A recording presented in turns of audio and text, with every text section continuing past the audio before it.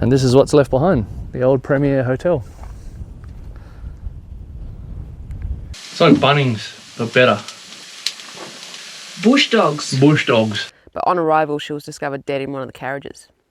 Ba, ba, ba. Da, da, da. Boo, boo, boo, boo, boo. Boo, boo, boo. Boo, boo, boo, boo, boo. That's the fast facts of Menzies Cemetery. Fast facts. Find them in your Golden Quest Discovery Trail guidebook. Only $39.95. We made it to Niagara Dam.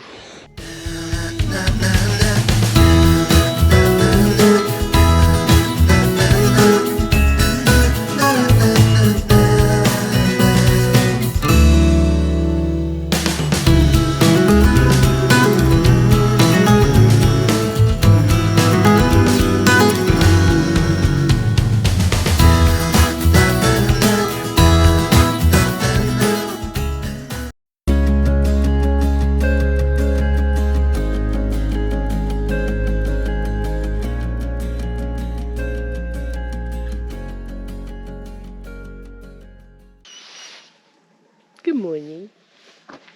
Good morning. Day 2. Day 2. Day 2. It's very cold at Niagara Dam this morning. Fuck. There it is. Found it. He found his sneeze. It was a good night here last night. There was 2. How many vans here when we got here? 2? Yep. Yep, we'll go with 2. But as the evening rolled in, there was a lot more other campers came in. You can see just behind us here, there's like a group of 3. And then there's another camper there. There's another camper down the back there. There's another group over here. Pretty well spread out though, so that was alright. Pretty good night's sleep last night too, I feel. So yeah, day 2. Day 2. Off to Windarra today. Yeah, Windarra. Yeah, off to Windarra today. And we're going to get some coffee into us and pack up and hit the Frog and Toad. That's the one. Yep. Bye. Bye.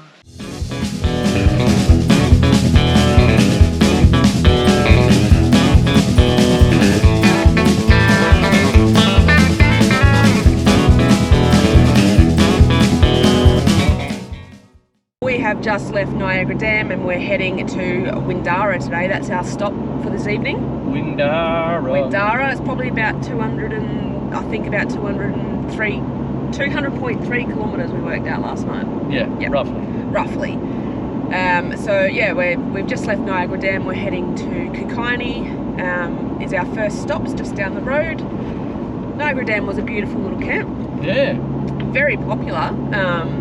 When we rolled in, there wasn't very many people there, 1 or 2 vans, and by the time the evening crawled along, there was many more vans. Yeah. But yeah, it was a good little spot. Flushing toilets. Dump point. There's no water or anything like that, but yeah. Yeah. That's standard in most places. Yep. But yeah, so on to the ghost town. The ghost town. The ghost town that's known as Kookynie. So apparently, apparently, if you go to the Kookynie pub after lunchtime, or at lunchtime, it opens at lunch. Yeah, we'll go with that. It opens at lunch, and there's a horse that goes to the pub. So we're not going to hang around for that. We've got a fair bit to do today, so. I mean, we'll stop and we'll have a look at the outside of the building and whatnot and whatever else is around there, but apparently the horse is quite a friendly local. Alright, time to do some reading. And welcome to Kookynie. There's not a lot here. The Grand Hotel, I think there is still some people that live out here, but yeah, it's another. Well, this one's considered to be a living ghost town, so there are people that still live in the region. So yeah, what can we tell you about Kookynie? In its heyday, by 1901, Kookynie had become the terminal point for the Eastern Goldfields railway system, later extended to Leonora and through to Laverton. In 1903, those arriving in Kookynie would have found a town with 400 buildings and a population of 2,320 people. When you look at it today, you wouldn't expect that there was that many people here. So our progress so far on this map of awesomeness,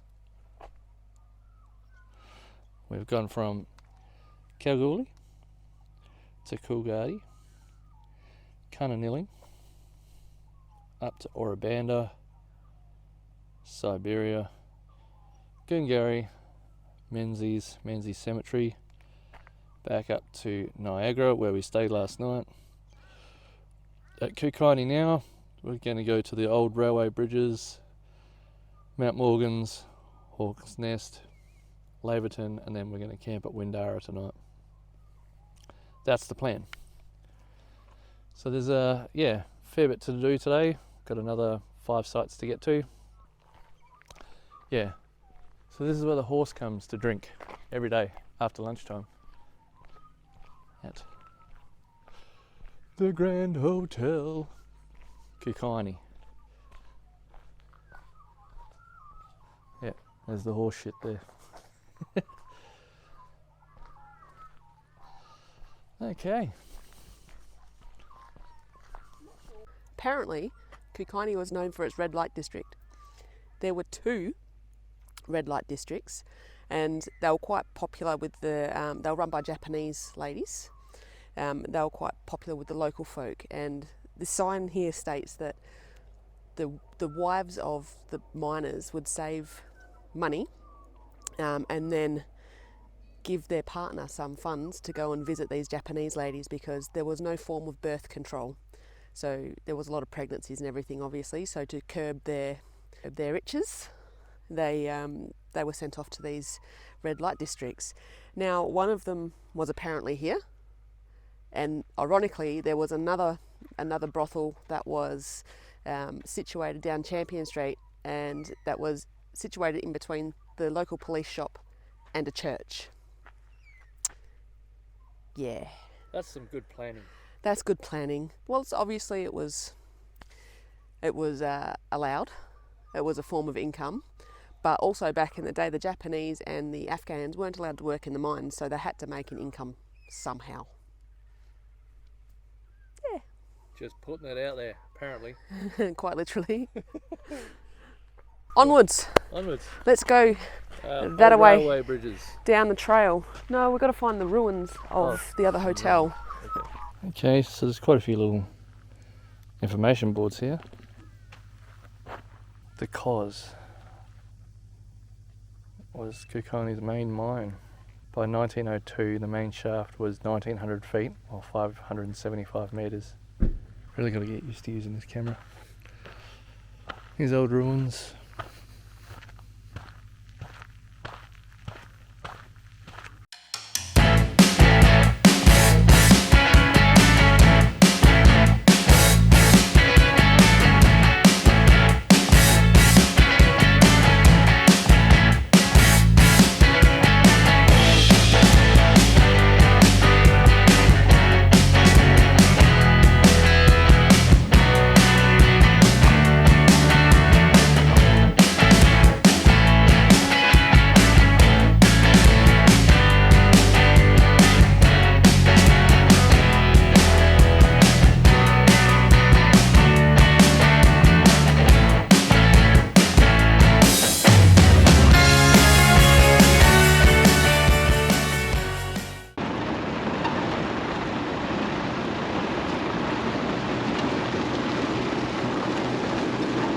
Excuse me, do you know where Malcolm railway line is?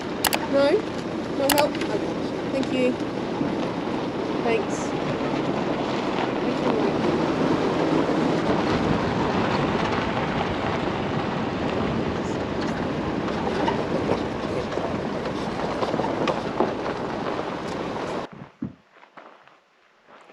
G'day.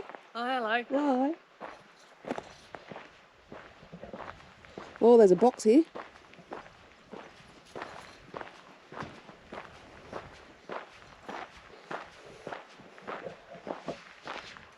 There's lots of cattle on the road. But we're at, what is it, Site 10? Old bridges, old railway bridges. Old railway bridges.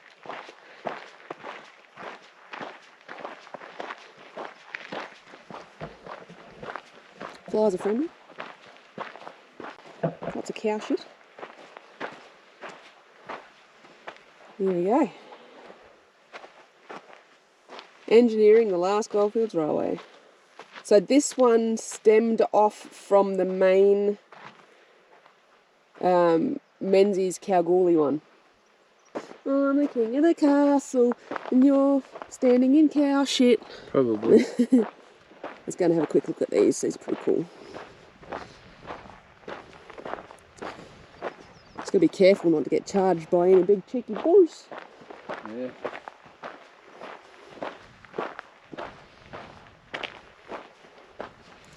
So yeah, here we go. Old railway workings. Should we get a picture for the gram? While Sarah gets her phone, I'm going to tell you about Jesus. Oh, can you unlock the car? Oh yeah, that old chestnut. So anyway, the good Lord Jeebus.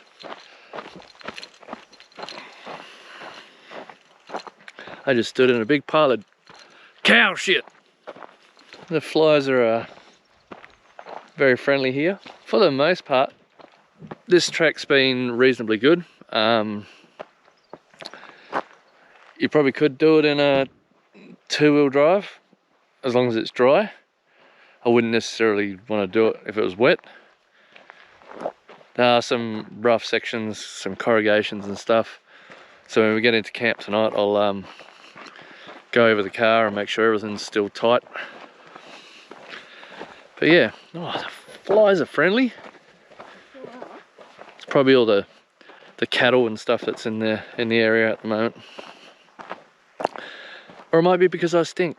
One of the two. Sarah's getting a gram shot. Oh, there's another one of those sets of bridges down here. Oh yeah.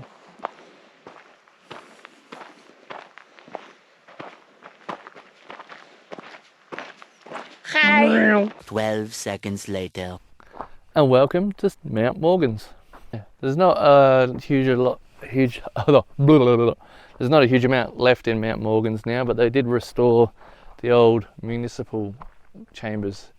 Apparently they liked a bit of gambling out here, and they played a game called Fly-Loo. Now what they would do is they'd set up piles of sugar in front of each person, and they'd make bets on who was going to have a fly land on their pile of sugar first. So yeah, that's gambling at its best in Mount Morgan's. Oh, we can go in.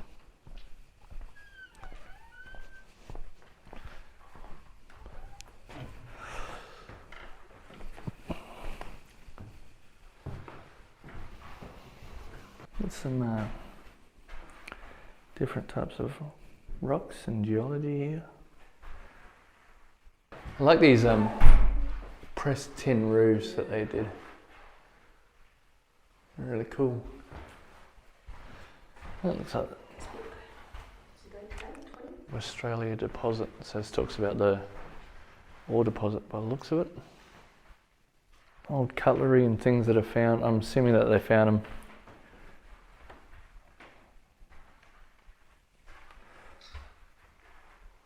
Yeah, with all the other stuff. Oh, cricket bat. Yeah, a cricket bat.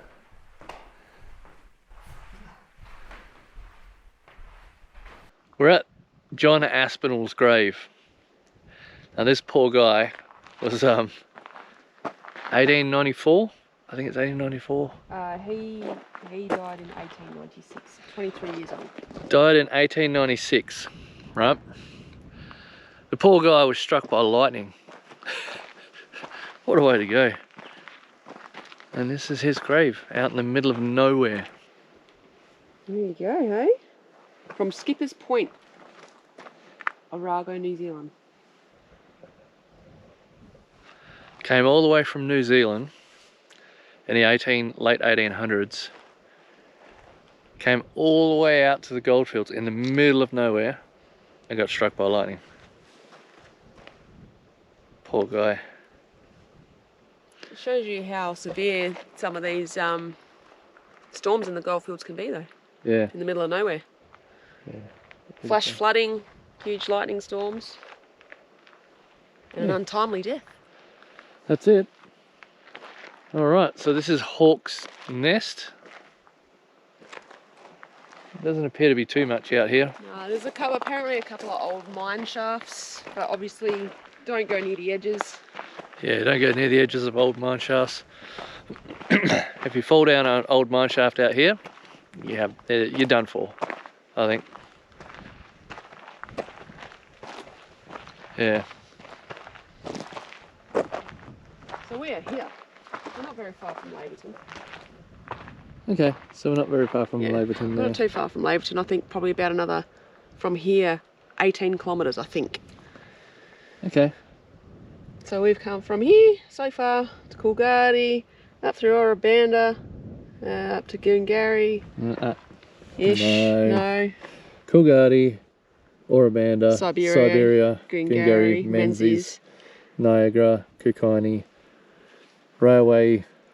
Old railway place. Old railway place. And then, where were we just at? We were at Mount Morgan's. Mount Morgan's, yep. And now Hawk's Nest. We're going to Laverton, and then off of Laverton we're going to Windarra. So we'll see you when we get there.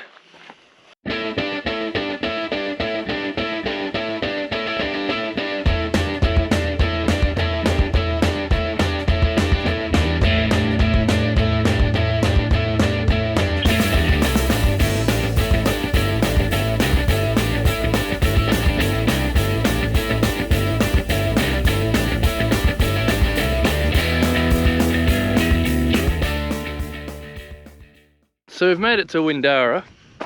We didn't film anything in Laverton. I don't know why. There wasn't a lot there to look at. The visitor centre is quite nice. Had a lovely bit of cheesecake there. We're now walking up to a lookout. It says you can drive up there, but it also says there's nowhere for a caravan or camper trailer to turn around, so we're not going to risk it. So we're going to walk up the hill and have a look. We'll show you when we get there.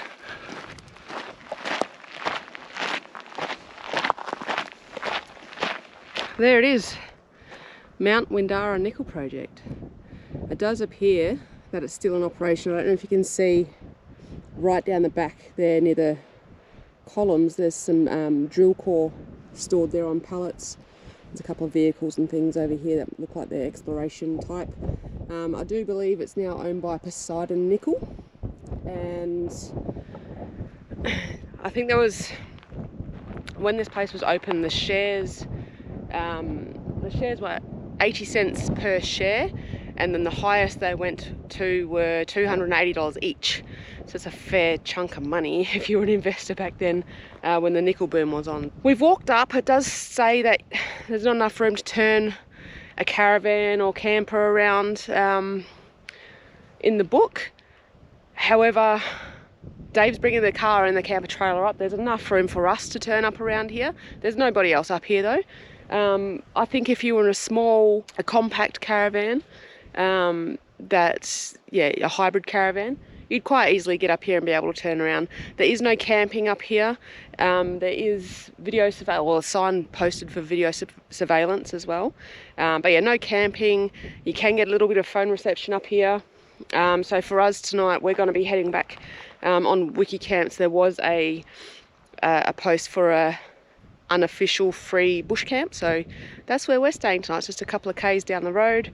So yeah, we'll wait and see when Dave comes on up. This is quite sad. Jess and Lizzie, forever at 14 Mile. Oh, little doggies. It's heart-wrenching. We lost our beautiful baby boy, our fur baby I should say, just over a year ago, and It doesn't get any easier, I can tell you, for those who have been through the loss of a very much loved pet. It doesn't get any easier, it just gets different. Yep, so I'm just gonna chill up here. Pretty good view. Wait for Dave to bring the old rig up.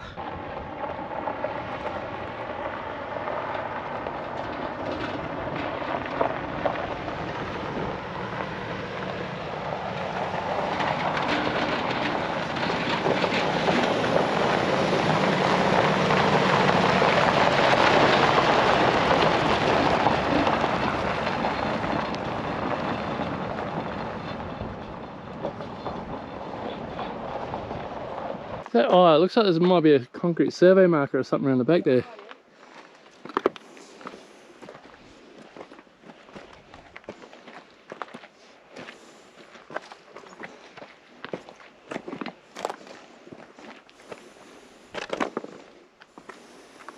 Windarra East.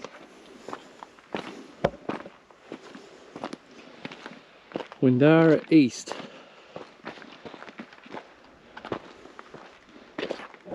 Okay.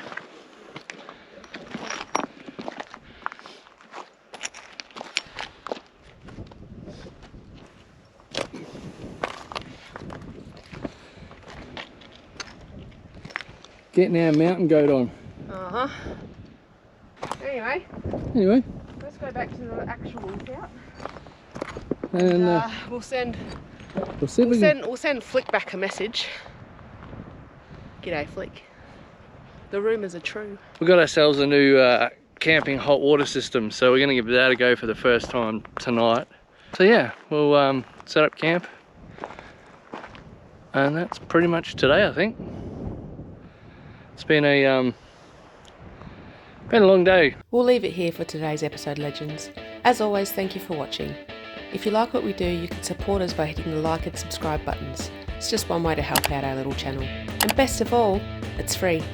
See you next time.